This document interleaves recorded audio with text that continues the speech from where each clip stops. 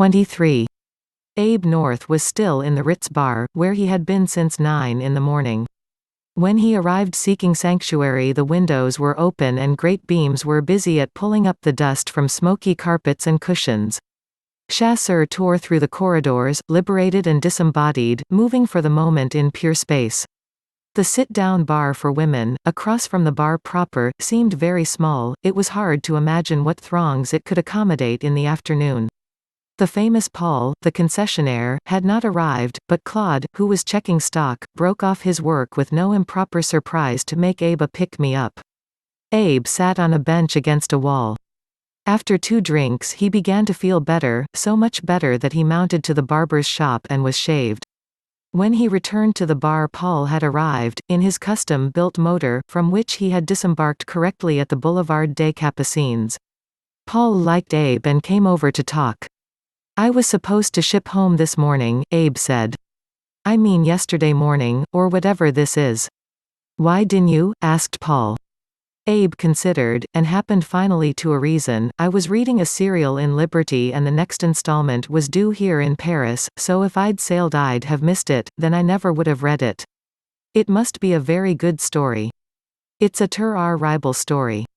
Paul arose chuckling and paused, leaning on the back of a chair. "If you really want to get off, Mr. North, there are friends of yours going tomorrow on the France, Mr. What is this name, and Slim Pearson. Mr. I'll think of it, tall with a new beard." "Yardla," Abe supplied. "Mr. Yardla. They're both going on the France."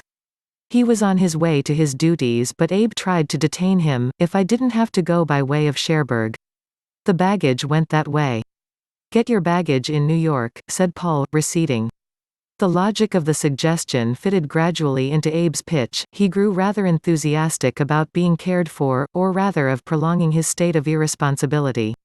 Other clients had meanwhile drifted into the bar. First came a huge Dane whom Abe had somewhere encountered. The Dane took a seat across the room, and Abe guessed he would be there all the day, drinking, lunching, talking or reading newspapers. He felt a desire to outstay him. At 11 the college boys began to step in, stepping gingerly lest they tear one another bag from bag. It was about then he had the Chaucer telephone to the divers. By the time he was in touch with them he was in touch also with other friends, and his hunch was to put them all on different phones at once. The result was somewhat general. From time to time his mind reverted to the fact that he ought to go over and get Freeman out of jail, but he shook off all facts as parts of the nightmare. By 1 o'clock the bar was jammed. Amidst the consequent mixture of voices the staff of waiters functioned, pinning down their clients to the facts of drink and money. "That makes 2 stingers, and 1 more, 2 martinis and 1, nothing for you, Mr. Quarterly, that makes 3 rounds. That makes 75 francs, Mr. Quarterly. Mr. Sheffer said he had this, you had the last. I can only do what you say, thanks very much." In the confusion Abe had lost his seat. Now he stood gently swaying and talking to some of the people with whom he had involved himself. A terrier ran a leash around his legs, but Abe managed to extricate himself without upsetting and became the recipient of profuse apologies. Presently he was invited to lunch, but declined. It was almost Brilith, he explained, and there was something he had to do at Brilith. A little later, with the exquisite manners of the alcoholic that are like the manners of a prisoner or a family servant, he said goodbye to an acquaintance, and turning around discovered that the bar's great moment was over as precipitately as it had begun. Across from him the Dane and his companions had ordered luncheon. Abe did likewise but scarcely touched it. Afterwards, he just sat, happy to live in the past.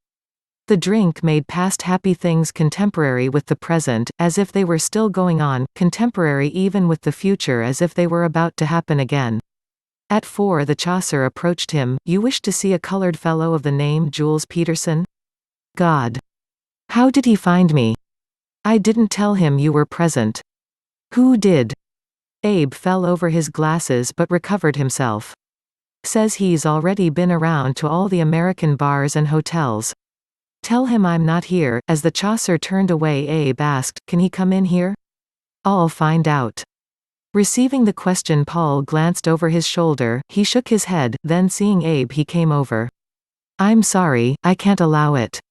Abe got himself up with an effort and went out to the Rue Cambon.